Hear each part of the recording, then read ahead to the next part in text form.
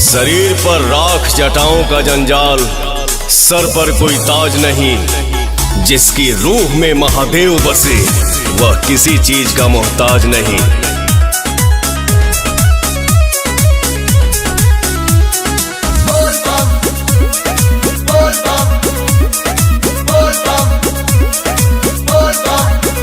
आजकल इग्नोर करो तारा, भगत के कुछ और करो तारा।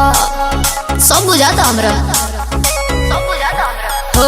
आजकल इग्नोर करो तारा, भगत के कुछ और करो तारा।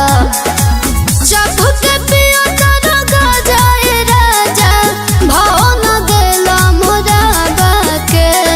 डोंट डिस्टर्ब मी पगली। अच्छा सावन के बाद आके मिली है ये सोना, सेवा में बानी भोले बाबा के। सावन के बाद आके मिली है ये सोना, सेवा में बानी भोले बाबा के।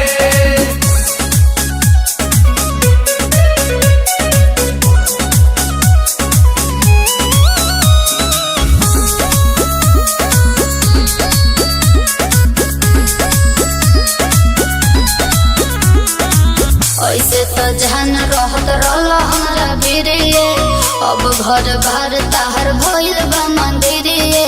ढोल ले बाबू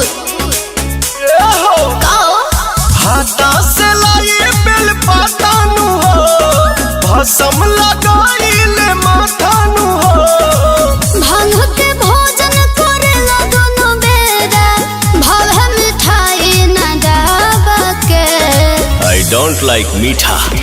सावन के बाद आके मिली हो ये सोना, सेवा में बानी भोले बाबा के। सावन के बाद आके मिली हो ये सोना, सेवा में बानी भोले बाबा के। मृत्यु का भय उनको है जिनके कर्मों में दाग है। हम महाकाल के भक्त हैं गुरु, हमारे खून में ही आग है।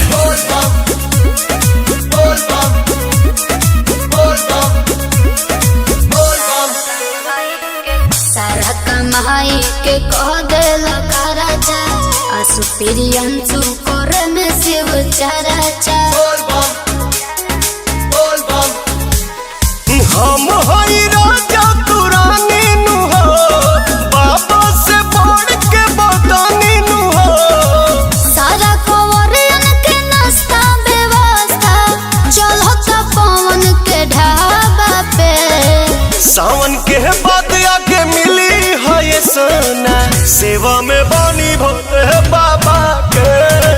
सावन के बाद आके मिली है ये सोना, सेवा में बानी भोले बाबा के।